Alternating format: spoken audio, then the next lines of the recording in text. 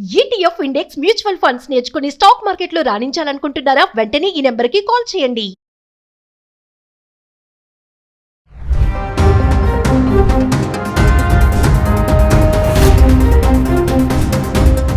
నమస్తే, welcome back to Suman TV. Present మనతో పాటు ఉన్నారు అనలిస్ట్ మందర్ కృష్ణారెడ్డి గారు.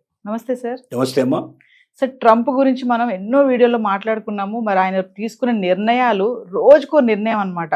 చాలా క్విక్ డెసిషన్స్ తీసుకుంటాడు ట్రంప్ అని కూడా మీరు చాలా వీడియోలో మాట్లాడారు. మరి ఇప్పుడు చూసుకుంటే ఇమ్మిగ్రెంట్స్ ఎవరైతే వలసదారులు ఉన్నారో వారిపైన మరొక్కసారి మళ్ళీ జులుం వేశారనే అనుకోవాలి. మరి డిసెంబర్ 26 నుంచి అమల్లోకి వస్తాయంటున్నారు రూల్స్. మరి ఎక్కడెక్కడైతే ఈ వలసదారులు ఉంటారో ఫేస్ రికగ్నిషన్ అనేది ఇంకా పెట్టేస్తాము, బయోమెట్రిక్ డేటా అనేది వస్తుందని చెప్పేసి న్యూస్ చూస్తున్నాం. ఒక్కసారి వివరాల్లోకి వెళ్తే సార్. ట్రంప్ వలసదారుల పట్ల చాలా వాళ్ళని ఎంత బాధలు పెట్టాలో, ఎన్ని కష్టాలు పెట్టాలో, ఎంత తొందరగా అమెరికా నుంచి వాళ్ళని పంపించాలన్నటువంటి ఒక కంకణం కట్టుకున్నాడు. దానికి కారణం ఏమిటంటే వలసదారులు తనకి ఎక్కువ ఓట్లు వేయలేదు అన్నటువంటి ఒక దుగ్ధం ఉంది. రెండోది, వలసదారుల వల్ల అమెరికన్స్కు ఉద్యోగాలు రావడం లేదు, అమెరికన్స్కు పెద్దగా ఉపయోగం లేదు. దీన్ని అడ్డం పెట్టుకొని చాలామంది తనకు వ్యతిరేకమైన వాళ్ళు బ్రతుకుతున్నారు ఇక్కడ. ఇప్పుడు ఎప్పటికైనా వీళ్ళు అమెరికన్ని డామినేట్ చేసి ముందుకు వెళ్ళే అవకాశాలు కనబడుతున్నాయి. దీనివల్ల అమెరికన్స్ స్వతంత్రంగా అభివృద్ధి చెందడం అనేది కష్టమైన పరిస్థితి ఏర్పడుతుంది. ఏదో ఒక రోజున వీళ్ళే మొత్తం అమెరికాని ఆక్రమించుకుంటారేమో. ఇప్పుడు చాలామంది సెనెట్కు పోనీ చేస్తున్నారు, చాలామంది పార్లమెంటేరియన్స్గా అక్కడ వస్తున్నారు, గవర్నర్స్గా కొంతమంది స్టేట్స్ గవర్నర్స్గా కూడా ఎలక్ట్ అవుతున్నారు. అంటే ఏంటి, వలసదారులు రోజు రోజుకి అక్కడ ఎక్కువ శక్తిమంతులు అవుతున్నారు. ఈ శక్తిమంతులు అయ్యేటువంటి వాళ్ళ శక్తిని నడ్డి విరవకపోతే ఒకనాటికి వాళ్ళే ప్రెసిడెంట్స్గా మారినా కూడా ఆశ్చర్యపడాల్సిన అవసరం లేదు. అంటే అమెరికాలో బతకడానికి వచ్చిన వాడు అమెరికాను ఏలేటువంటి స్థితికి వస్తాడు. అలాంటి పరిస్థితి నుంచి, ముప్పు నుంచి నేను అమెరికాను కాపాడాలి అన్నటువంటి దాన్ని మనసులో పెట్టుకొని రోజు రోజుకి నిబంధనలు కఠినం చేయడం, వీళ్ళంత వలసదారులను బయటికి పంపించడం, కొత్తగా రావడానికి వీలు లేకుండా చేయడం, విద్యార్థులు కూడా ఎక్కువగా రావడానికి వీలు లేకుండా కఠిన నిబంధనలు విధించడం, ఉద్యోగ రూపంలో కూడా రావడానికి వీలు లేకుండా, ఎవడైనా రావాలి అంటే మీ దేశం నుంచి డబ్బు తీసుకొచ్చి ఇక్కడ పెట్టుబడి పెట్టి ఇక్కడ కొత్తగా సంస్థలు స్థాపించి ఇక్కడ ఉన్న వాళ్ళకు ఉద్యోగాలు కల్పించి ఇక్కడ ఆర్థిక అభివృద్ధిలో తోడ్పడే వాళ్ళన్నా రావాలి. లేక మేధస్సు బ్రహ్మాండంగా ఉండి కొత్త విధానాలు కనిపెట్టి కొత్త శక్తిని సంపాదించేటట్టుగా చేసి తద్వారా దేశాన్ని అభివృద్ధి పదంలో నడిపించినట్టుగా ఉండే మేధావులైనా రావాలి. వీడు తప్ప ఎవ్వరు కూడా వాళ్ళ బతుకుదెరువు కోసం అమెరికాకు వచ్చి వాళ్ళు అమెరికాని ఆధారం చేసుకుని ఇక్కడ సంపాదించిన డబ్బులు వాళ్ళ దేశానికి పంపించుకుంటూ ఇక్కడ అమెరికాను వీక్ చేసే ప్రయత్నం చేస్తున్నారు. వీళ్ళ వల్ల ఏ రకమైన లాభం లేదనే నిర్ణయానికి వచ్చి ఒక్కొక్కటి అమలు చేసుకుంటూ వస్తున్నాడు. దాంట్లో ఇప్పుడు కొత్త నిర్ణయం ఏమిటంటే బయోమెట్రిక్ విధానంలో ఫేస్ రికగ్నిషన్ అనేటువంటి దాన్ని తీసుకొచ్చాడు. అంటే ఇంతకుముందు 14 ఏళ్ల లోపల ఉండే పిల్లలు, 79 ఏళ్ల పైన ఉండేటువంటి వృద్ధులకి అసలు ఏమీ అక్కర్లేదు. అంటే ఏ రకమైన నిబంధనలు అవసరం లేకుండా వాళ్ళని ఎగ్జంప్షన్ చేసేవాళ్ళు. ఇప్పుడు అలా కాదు, 14 ఏళ్ల లోపల కాదు, పుట్టినప్పటి నుంచి మొదలుపెట్టి 14 చనిపోయేదాకా ఎవరైనా సరే, ఏ వయసు వాళ్ళైనా సరే అమెరికాలో ప్రవేశించేటప్పుడు తప్పనిసరిగా ఫేస్ రికగ్నిషన్ సిస్టమ్ అనేది ఖచ్చితంగా పెట్టాడు.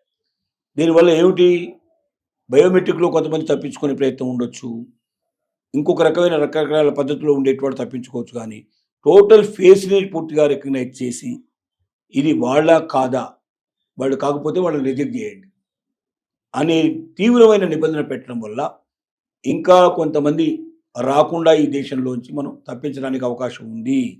ఏ పద్ధతిలో కూడా ఇంకా ఈ దేశంలోకి రారు అన్న ఒక ఆలోచనతో ఈ ఫేస్ రికగ్నిషన్ సిస్టమ్ పెట్టాడు. ఇది ఎయిర్పోర్ట్లలో కానీ, సీపోర్ట్స్లో కానీ, అన్ని చోట్ల ఎక్కడికైతే విదేశీయులు రావడానికి వీలుగాడేటువంటి మార్గాలన్నింటిలో కూడా దీన్ని స్ట్రిక్ట్గా అమలుపరచాలని నిర్ణయించారు. దీనివల్ల వలసదారులకు కొన్ని ఇబ్బందులు కూడా వచ్చే అవకాశాలు ఉన్నాయి. ముందుగా ఫేస్ రికగ్నిషన్ సంబంధించినటువంటి సిస్టమ్ బయోమెట్రిక్లోకి వాళ్ళకు వెళ్ళాలి, ఆ సిస్టంలోకి వెళ్ళేటట్టుగా తయారు చేసుకోవాలి. ఎందుకంటే ఫస్ట్ టైం వచ్చేటువంటి వాడు కాకుండా గతంలోనే ఫేస్ రికగ్నిషన్ ఉంటేనే కానీ సాధ్యం అవుతుంది. దానికి ఏ మార్గాలు అనుసరించాలో వాళ్ళు ఇంకా ఇచ్చేటువంటి దాన్ని బట్టి ఉంటుంది. ఇప్పుడు మొదటిసారి అప్లై చేసుకున్న వాడికి ఫేస్ రికగ్నిషన్ ఏం చేయాలి, వాళ్ళే ఫస్ట్ ఫేస్ రికగ్నిషన్ సిస్టమ్కి బయోమెట్రిక్ సిస్టంలోకి వెళ్ళాలి. అది ఇండియా లోపల బయోమెట్రిక్ సిస్టమ్ ఎంతవరకు దానికి మనకు ఇస్తుందో ఐరిస్ సిస్టమ్ ఉంది మనకు, కళ్ళను మాత్రం గుర్తించేటువంటి సిస్టమ్ ఉంది, లేక వేలు పెట్టి వేలు ద్వారా చూసే అవకాశం ఉంది. కానీ ఇప్పుడు వీళ్ళు చెప్తుంది అంటే మొత్తం ఫేస్నే రికగ్నైజ్ చేసే సిస్టమ్ పెట్టారు.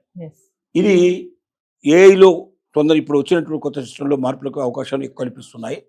కానీ మరి దీనికి తగ్గట్టుగా అన్ని దేశాల్లో కూడా ఫేస్ రికగ్నిషన్ సిస్టమ్ని ముందుగా రికార్డ్ చేసి దాన్ని అప్లై చేసిన తర్వాత వాళ్ళకి అనుమతులు వచ్చాక ఎయిర్పోర్ట్కి వెళ్ళిన తర్వాత కానీ సీపోర్ట్లో కానీ వాళ్ళు అదే ఫేసా కాదా అని రికగ్నైజ్ చేసే అవకాశం ఉంటుంది. కానీ ముందుగానే ఎలా అవుతుంది అది? ముందుగా అప్పటికప్పుడు ఎయిర్పోర్ట్లో ఫేస్ రికగ్నిషన్ అనేది ఎట్లా ఉంటుంది? అంతకుముందు ఫేస్ అదే కాదని ఎట్లా తెలుస్తుంది? కాబట్టి అంతకుముందు ఫేస్ అనేటువంటి ఫేస్ రికగ్నిషన్ సిస్టమ్ ఆ దేశంలో ఉంటే ఇది సులభం అవుతుంది. కాబట్టి దీనికి తగ్గట్టుగా అన్ని దేశాలు మార్చుకోవాల్సిన పరిస్థితి ఉంటుంది. అన్ని దేశాల్లో బయోమెట్రిక్ సిస్టంలో ఇది కూడా ఒక సిస్టమ్గా మార్పు తీసుకురావాలి. ఐరిష్, వేళ్ళకు సంబంధించిన రెండే ఉన్నాయి ఇప్పుడు పద్ధతులు. ఆ రెండింటికి తోడుగా ఫేస్ రికగ్నిషన్ కూడా తీసుకొచ్చి ఆ సిస్టమ్ను ముందే వాళ్ళు వీసాకు కానీ లేక పాస్పోర్ట్ కానీ అప్లై చేసుకున్నప్పుడు దాంతో పాటుగా జత చేసినట్టయితే అది కంప్యూటర్లోంచి వాళ్ళ కాదనేది వీళ్ళు చెక్ చేసుకోవడానికి అవకాశం ఉంటుంది. ఇవి చాలా ఇబ్బందులు కలిగించే పనులు. ఏ దేశంలో అయితే లేవో లేనివన్నీ కూడా మళ్ళీ కొత్తగా తీసుకురావాల్సి వస్తుంది. బయోమెట్రిక్లో ఈ మార్పులు చేర్పులు చేసుకోవాల్సి వస్తుంది. దీనికి దేశం సన్నద్ధం కావాల్సి వస్తుంది. అంటే ఇది H1B వాళ్ళకు కూడా ఇంపాక్ట్ చూపిస్తుంది. అందరికీ ఎవరైనా సరే, వలసదారులు ఎవరైనా సరే ఆ దేశంలో ప్రవేశించాలంటే తప్పనిసరిగా ఉండాలి. ఆల్రెడీ ఆ దేశంలో ఉన్న వాళ్ళు కూడా, వలసదారులందరూ కూడా ఈ సిస్టమ్ ప్రకారంగా వాళ్ళు మళ్ళీ రికార్డ్ చేయించుకోవాల్సి వస్తుంది. దాని లోపల ఫేస్ రికగ్నిషన్ సిస్టమ్ను కూడా దాంట్లోకి వాళ్ళు ఎంటర్ చేసుకోవాల్సి వస్తుంది. అప్పుడే వాళ్ళు ఆ దేశం నుంచి బయటికి వెళ్ళడానికి కానీ మళ్ళీ లోపల రావడానికి కానీ అవకాశాలు కల్పించబడతాయి. అంటే ప్రతి ఒక్కరికి, వలసదారులైన వాళ్ళు ఎవరున్నారో, ఎన్ని కోట్ల మంది అయితే ఉన్నారో, నివసిస్తున్నారో, వాళ్ళందరికీ సిస్టమ్ వర్తిస్తుంది.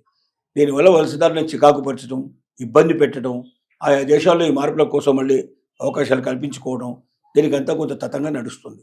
దీనివల్ల ఇంకా కొంత ఇబ్బంది పడతారు. ఇంకా కొంతమంది రాలేని పరిస్థితి, ఆ దేశంలో రాలేని పరిస్థితి ఏర్పడుతుంది. ముఖ్యంగా వృద్ధులు చాలా బాధపడతారు. చిన్నపిల్లలకి ఈ విషయం తెలియకపోవడంలో ఇబ్బంది పడతారు. ఇలాంటి విషయాలు చాలా ఉన్నాయి. ఏదేమైనా ట్రంప్ను మనం మార్చలేం, ట్రంప్ ఆలోచన విధానం మార్చలేం. అక్కడున్న వాళ్ళే విసిగిపోయినానికి మనం ఏం చేస్తాం? ట్రంప్ని అమెరికన్లే వ్యతిరేకిస్తున్నారు, పెద్ద ఎత్తున వ్యతిరేకిస్తున్నారు. మా కొద్ది ట్రంప్ కింగ్స్, నో కింగ్స్ అని చెప్తున్నారు వాళ్ళు. ఇతనంతా కూడా ఒక రాజస్వామ్యం ఎట్లా ఉంటుందో, రాజు ఏలుబడి ఎట్లా ఉంటుందో అలా ఉంటున్నాడు. అలాగా ఉండేటువంటి వాళ్ళు మాకు అక్కర్లేదు, మాకు ప్రజాస్వామ్యంలో ఉండేవాళ్ళు కావాలి, కానీ రాచరికంలో ఉండేటువంటి వ్యక్తులు మాకు అక్కర్లేదని అమెరికన్ చెప్తున్నారు. కాబట్టి మనం చేయగలిగేది ఏమీ లేదు. ట్రంప్ ఉన్నంతకాలం ఏది చేసినా భరిస్తూ బతకాల్సిందే తప్ప మరొక మార్గం లేదు. Thank you.